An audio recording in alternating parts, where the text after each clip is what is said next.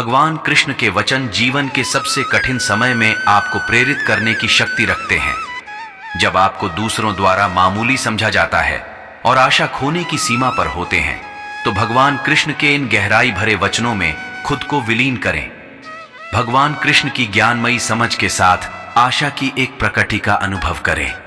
यह कोई कथन नहीं है, बल्कि एक युक्ति संगत सत्य है जिसे अधिक जानने के द्वारा प्राप्त किया जा सकता है।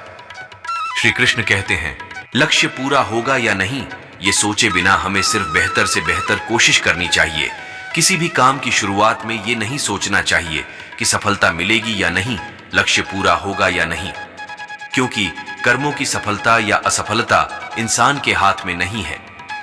महाभारत में श्री कृष्ण ने अर्जुन को यही उपदेश दिया था कि तुम सिर्फ कर्म करो, फल की इच्छा मत करो। जो लोग धर्म के अनुसार कर्म करते हैं उन्हें सफलता जरूर मिलती है। ये बात महाभारत के एक प्रसंग से समझ सकते हैं। श्री कृष्ण ने अर्जुन को समझाया, तुम सिर्फ बेहतर कोशिश करो। दुर्योधन सभी पांडवों को मार देना चाहता था, इसीलिए उसने लाक्षागृह में पांडवों को मारने की योजना बनाई। श्री कृष्ण कहते हैं, लाक्षागृह के षड्यंत्र से किसी तरह सभी पांडव बच गए और वेश बदलकर वन में रहने लगे। उस समय राजा द्रुपद ने राजकुमारी द्रौपदी का स्वयंवर आयोजित किया था।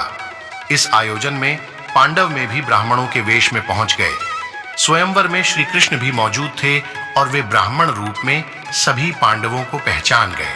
स्वयंवर में शर्त रखी गई थी कि योद्धा को भूमि पर रखे पानी में देखकर छत पर घूम रही मछली की आंख पर निशाना लगाना है।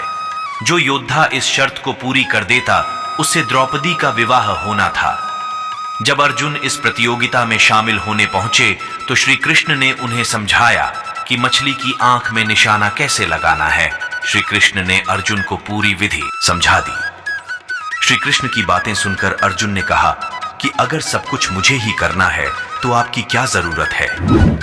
श्री कृष्ण बोले कि तुम सिर्फ वह करो जो तुम्हारे वश में है, और मैं वह करूंगा जो तुम्हारे वश में नहीं है, यानी मैं हिलते हुए पानी को स्थिर करूंगा ताकि तुम्हें निशाना लगाने में परेशानी न हो।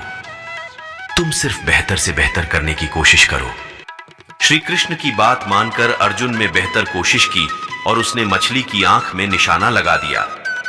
इस प्रसंग की सीख यह है कि हमें अच्छी से अच्छी कोशिश करनी चाहिए। कर्म करते समय फल की इच्छा नहीं करनी चाहिए।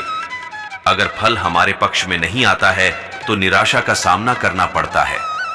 अपना काम पूरी ईमानदारी से करेंगे तो सफलता जरूर मिलती है। जब भगवान श्री कृष्ण ने दुर्योधन को बताया उसके हार का कारण, महाभारत से जुड़ी कई घटना प्रचलित हैं जिसे हमने और आपने कई बार सुना होगा। ऐसी ही एक घटना प्रचलित है जिसमें दुर्योधन भगवान श्री कृष्ण से अपनी हार का कारण पूछते हैं और श्री कृष्ण दुर्योधन को उनके हार का कारण बताया। घटना के मुताबिक भीम में दुर्योधन को पराजित कर दिया तो वह अपनी उंगलियों से इशारा करके कुछ कहना चाहता था। दुर्योधन बहुत घायल हो चुका था, इस कारण वह कुछ भी ठीक से बोल नहीं पा रहा था। यह सब कुछ देखकर श्री कृष्ण उसके पास गए और बात की। पहले दुर्योधन ने बताया कि वह किन 3 कारणों से युद्ध हारा है। दुर्योधन ने श्री कृष्ण से कहा कि मैंने पहली गलती यह की थी कि स्वयं नारायण को नहीं बल्कि आपकी नारायणी सेना को चुना। दूसरी गलती यह थी कि जब उसे माता गांधारी ने नग्न अवस्था में बुलाया तो वह कमर के नीच पत्ते लपेटकर चला गया। अगर नग्न अवस्था में जाता तो पूरा शरीर वज्र के जैसा हो जाता और उसे कोई पराजित नहीं कर पाता। तीसरी गलती यह थी कि वह युद्ध में सबसे अंत में आगे गया। अगर वह युद्ध की शुरुआत में ही आगे जाता तो कौरव वंश का नाश होने से बच जाता।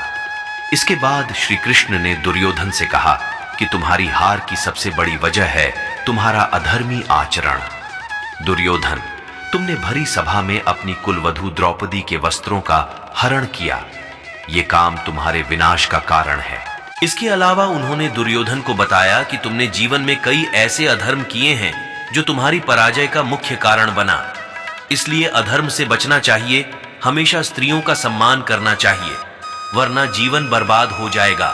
दोस्तों, अगर आपको हमारी यह वीडियो अच्छा लगे तो कमेंट करके बताएं और लाइक और शेयर जरूर कीजिए और आगे भी ऐसे ही वीडियो देखने के लिए अनमोल सागर को सब्सक्राइब करना ना भूलें, क्योंकि हम हर रोज ऐसी ही वीडियो आपके लिए लाते रहते हैं।